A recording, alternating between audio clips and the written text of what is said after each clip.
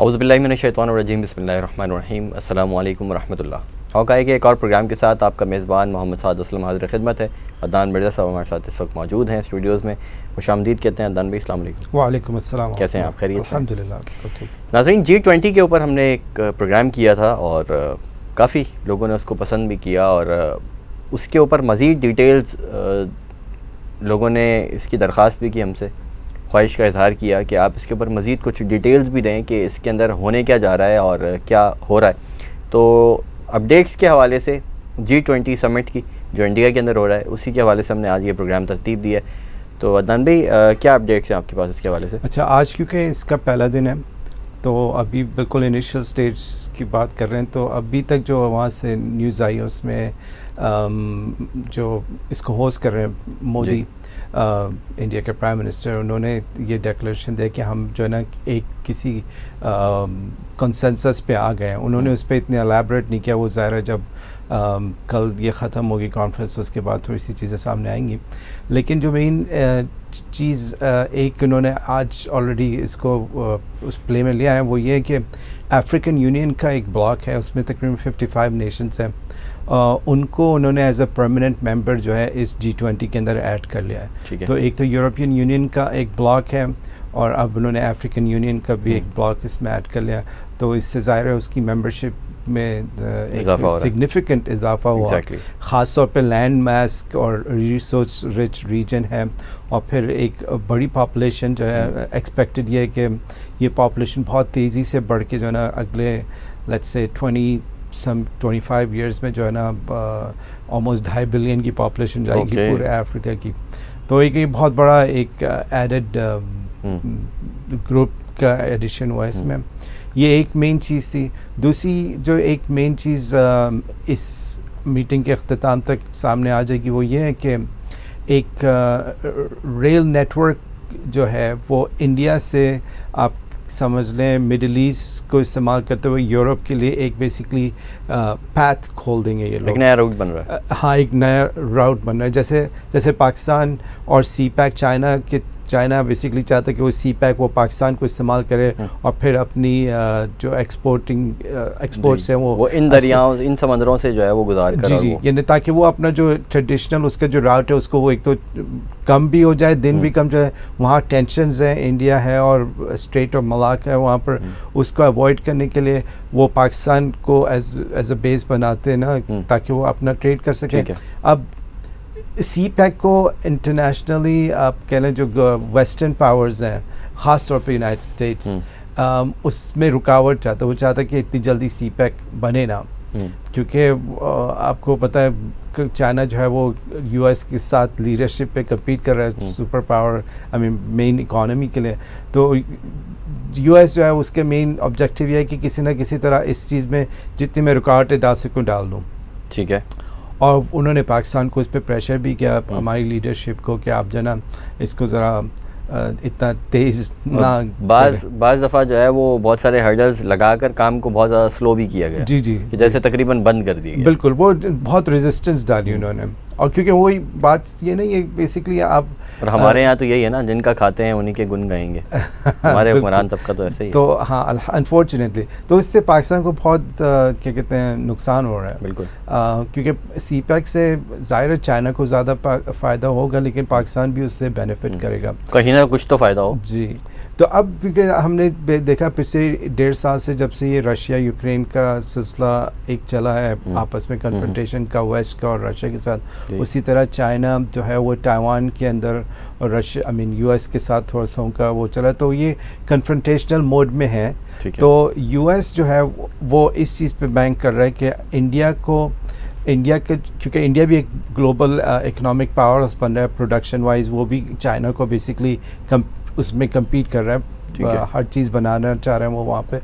तो उनको वो चाह रहे हैं कि वो मिडिल ईस्ट के अंदर जैसे वो यहाँ से उनके जो शिप्स निकले हैं वो दुबई तक जाएं और दुबई से रेल रोड का नेटवर्क हो वो सऊदीया के थ्रू इजराइल से यूरोप तक जाए। सीरिया से नहीं इजराइल से वहाँ से वो घुमा कर लेकर जा रहे हैं। हाँ, तो वो बेसिकली देखें, आप ये देखें ना कि ये किस तरह से डायनामिक्स है। आपने सीरिया के अंदर भी मसले किए हुए हैं, और पाकिस्तान को भी जो है ना वो इस तरह से और लेकिन आप सऊदी और यूएई को कह रहे हैं कि आप इजराइल के साथ ताउन करें, यहाँ पर रास्ता साफ है आपके वो तो वैसे भी उनके साथ उनके अच्छे ताल्लुकात ही है, लेकिन वो एक बैक एंड पे चल रहा है ना, लाइक आई मीन अब हाँ, तो अब ये वो खुल के करेंगे। अब बिल्कुल फुल फ्लैट जो है वो इस तरह का सेटअप। सऊदीया भी एक और सिटी बना रहा है नियोम के नाम से, उसके अंदर भी हमें पता चला है कि बहुत सारे जो कॉन्ट्रैक्टर्स हैं डायरेक्टली उनका ताल्लुक जो है वो इजराइल से ही। बिल्कुल बिल्कुल। तो आई मीन कि ये चीज़ें तो पिछले 1-1.5 साल से जैसी मोहम्मद बिन सलमान ने थोड़ी सी बहुत सारी रिफॉर्म्स लेके आए तो उसमें उन्होंने काफ़ी रिलैक्सेशन इस तरह से की थी कि ज्यूज़ और क्रिश्चियंस को अलाउ कर दिया आने के लिए और वो आ भी रहे। तो ये एक मेन 2 चीज़ें जो होने वाली हैं। तो इन सब के अंदर, इस सारी सूरत हाल के अंदर अदनान भाई अगेन पाकिस्तान कहाँ खड़ा है? पाकिस्तान वो छुरी तेज करके जो दे रहा है अमेरिका को जी दूसरों को काटने के लिए जी, बज़ाहिर ये सूरत हाल से तो ऐसा लग रहा है कि अमेरिका वो छुरी लेकर दूसरों के साथ मिलके पाकिस्तान के कंधे पर बैठ चुका है और बस गर्दन पे चलाने की देर है। हाँ, आप इस तरह से ये एक अच्छी एक एनालॉजी है जो यहाँ पर अप्लाई होती है, क्योंकि सीपैक से पाकिस्तान को फ़ायदा होना है लेकिन पाकिस्तान ही खुद उस में रुकावट बना हुआ है, आई मीन अमेरिका की वजह से। और ये जो राउट बन रहा है इसमें पाकिस्तान का कोई अमल दखल नहीं होगा, वो बेसिकली बिल्कुल बाईपास करेंगे पाकिस्तान को। और जो है मतलब वो तो ट्रेड ही पूरी ट्रेड करने की जो यहाँ जो वेस्ट एशिया है पूरा जी, उसकी तो पूरी जो है वो शिफ्ट हो गई ना, इंडिया और चाइना के बीच के अंदर सब कुछ हो जाएगा। जो भी कुछ है वो सारा ट्रेड बढ़ जाएगा इन दोनों में और या फिर जो है वो कुछ हिस्सा ईरान को और अफगानिस्तान को मिल जाएगा।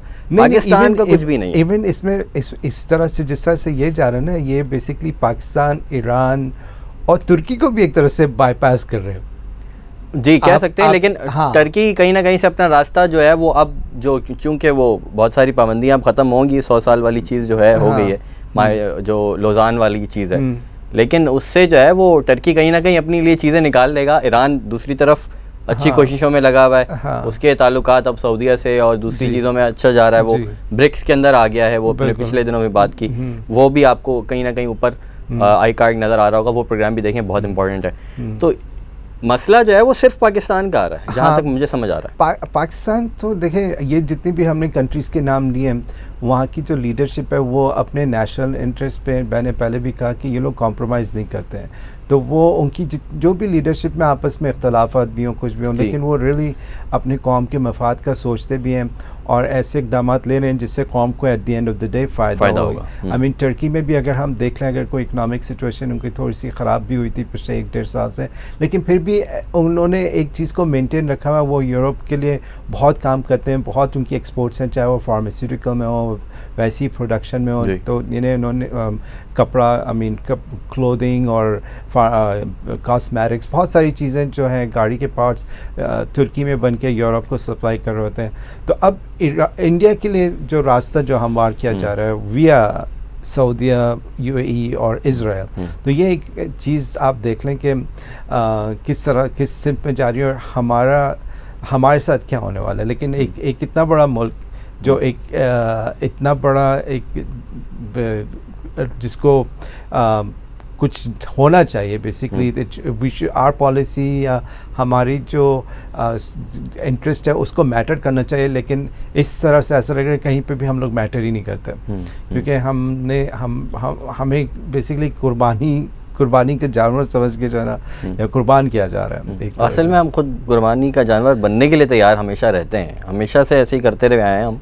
अगर पिछले 30-40 साल की भी हिस्ट्री उठा के देखें पाकिस्तान की, जो हमारी स्ट्रेटजी रही है, चाहे वो यूएस के साथ ताल्लुकात में रही हो या चाहे बाकी दुनिया के साथ ताल्लुकात हमारे किस तरह से ख़राब रहते हैं, वो सारी अगर सूरत हाल आप देखें तो उससे बिल्कुल वाज़ेह हो जाती है, पिक्चर क्लियर हो जाती है कि हमारे हुक्मरानों को कभी भी अपनी आवाम के मफाद की फ़िक्र, कंट्री के मफाद की फ़िक्र रही नहीं है। बिल्कुल बिल्कुल। और आवाम को बहुत ज़्यादा डार्क में, मैंने पहले भी मेंशन किया कि रखेंगे ना, ऐसा लगता है कि हमें कुछ बताया नहीं जाता कि हमारी ये अगर कोई फ़ैसला हो रहा है, मुल्क का कोई यानी लीडर कोई फ़ैसला कर रहा है, उससे हमारे अंदर कोई उस पर डिबेट नहीं होती है, हमें कुछ पता ही नहीं है। लाइक हमें ऐसा लगता है कि हम लोग ऐसे किसी कुएं में रह रहे हैं कि हमारे जो एक्शंस होते हैं उससे कोई कोई अफेक्ट नहीं होता, फ़र्क नहीं पड़ता।